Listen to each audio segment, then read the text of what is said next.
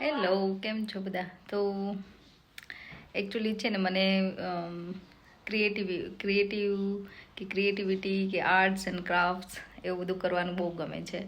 એટલે તમે પહેલાં પણ મારા રીલ્સ જો ઇન્સ્ટાગ્રામમાં તમે જોતા હોય તો તમે જોયા હશે કે મેં લિપણ આર્ટના હમણાં અમુક પ્રોજેક્ટ બનાવ્યા છે. એક પ્રોજેક્ટ મેં પહેલાંના વિડીયોમાં પણ બતાવેલો કે મેં ચાલુ કર્યો હતો, પણ હું પૂરો નહોતી કરી શકી બિકોઝ મારી પાસે બધું ઇનફ મટીરિયલ્સ હતું નહીં, અને અહીંયા અમુક વાર મળ્યું ના મળે અથવા તો ઘણી વાર લાગે. તો મેં જે મિરર હોય એ ઇન્ડિયાથી મંગાવેલા, તો એ આવ્યા અને એ આખો મેં પ્રોજેક્ટ પૂરો કર્યો છે. તો એ પ્રોજેક્ટ કઈ રીતે મેં કર્યો એ પણ હું તમને જણાવીશ.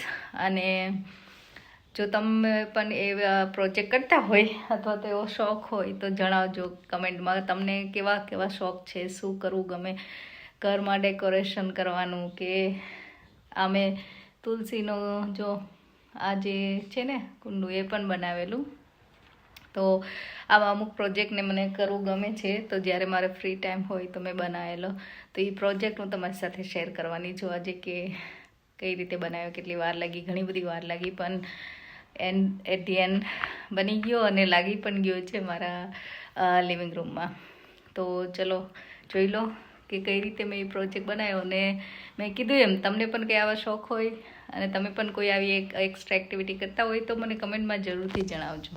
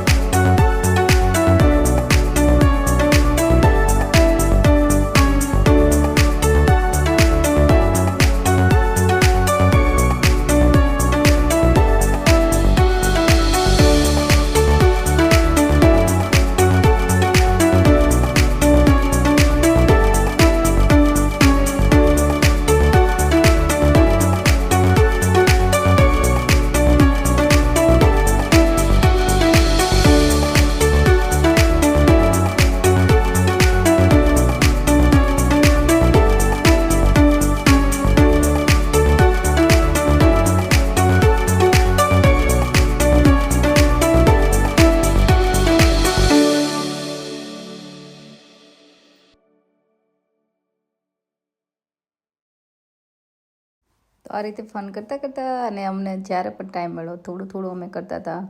અને બધું મિરર લગાવ્યા પછી મને તો આમ વ્હાઈટ જ રાખવાની ઈચ્છા હતી, પણ પછી બધા કે મારા હસબન્ડને ચાહત ને બધા કે તમે કલર કરશો ને તો વધારે સારું આવશે ને ઉઠાવ આવશે, કલરફુલ સરસ લાગશે. તો અમે ડિસાઈડ કર્યું કે ચલો આપણે હવે અમુક પાર્ટ્સમાં કલર કરીશું. તો જે મેઇન એલિમેન્ટ્સ હતા, એલિફન્ટ છે, તુલસી ક્યારો છે, એ બધામાં અમે કલર કરવાનું વિચાર્યું કે આમાં આપણે કલર કરીશું. અરે વાહ, શું વાત છે! આ પ્રોજેક્ટ કમ્પ્લીટ કર્યો એમને? ફાઇનલી પૂરો થઈ ગયો. હા. કેટલી વાર લગાડી?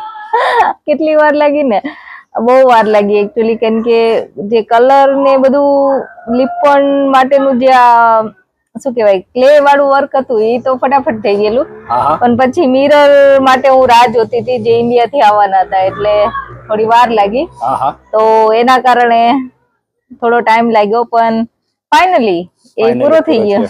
હા હા કેટલા કલર વાપર્યા અલગ અલગ પ્રકારના આમાં? આ જો આમાં દેખાય છે બ્લુ, બ્રાઉન છે, રેડ છે, પિંક છે. હા હા તમે તમારી ચોઈસ પ્રમાણે કલર અલગ અલગ કરવા હોય તો વાપરી શકો. ઘણા કલર વગર પણ બનાવે છે, ડિપેન્ડ્સ. હા હા મેં આમાં અલગ વસ્તુ બધી એડ કરી છે. હમ માછલી છે, મોર છે, હાથી અને સાથીઓ છે, હા હા અને આ તુલસી ક્યારો બનાવે છે. તો ઈ પ્રમાણે મેં બધા કલર એડ કર્યા છે.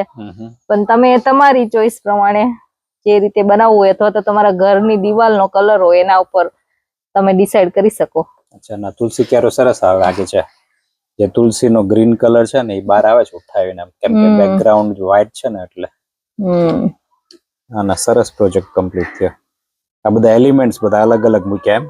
હા, એટલે 4 એલિફન્ટ આખા છે ને વચ્ચે તુલસી ક્યારો છે. એટલે ઉપરથી શું છે એ સૌથી પહેલા એલિફન્ટ છે, સાથીઓ છે, હાથી, પછી ઓકે સાથીઓ, મોર છે અને માછલી. અચ્છા, મોર અને ઉપર માછલી.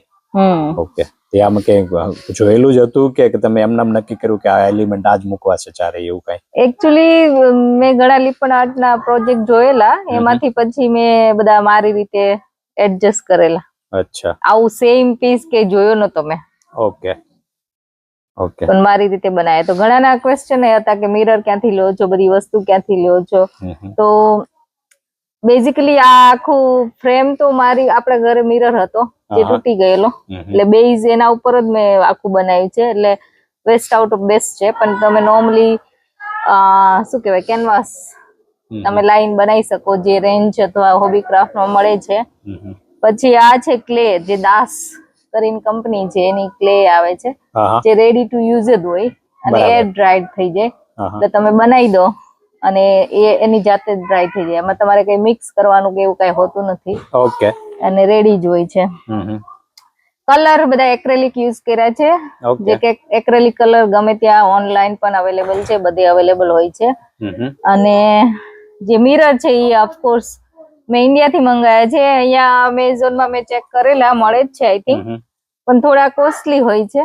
એટલે તમે ઇન્ડિયા થી મંગાવો તો વધારે બેટર, અથવા તમે જતા હોય ને લાવો તો તમે ઘણા નવા પ્રોજેક્ટ બનાવી શકો ને યુઝ કરી શકો. પણ મિરર માં તો મેં જોયા હતા ને એમેઝોન પર, પણ સાઈઝ નથી મળતી ઝીણા મિરર ના. હા, એટલે ડિપેન્ડ્સ, એમાં સાઈઝ અમુક હોય છે, અમુક નથી હોતી. મોટા સાઈઝ વાળા જ હતા બધા, પણ એટલે એ અગેન તમારા પ્રોજેક્ટ પ્રમાણે તમારે સાઈઝ કેટલી ફિક્સ થશે એ બધું જોવું પડે, અને એ રીતની તમારે સાઈઝ આમાં એડજસ્ટ કરીને લગાવવાની હોય છે. ઓકે.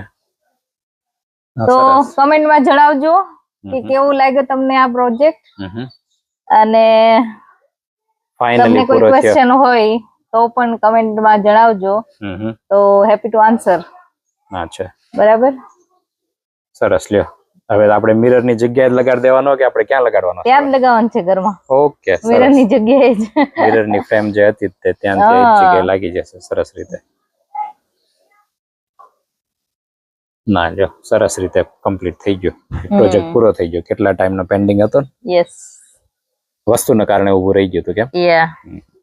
ઓકે, સરસ સરસ.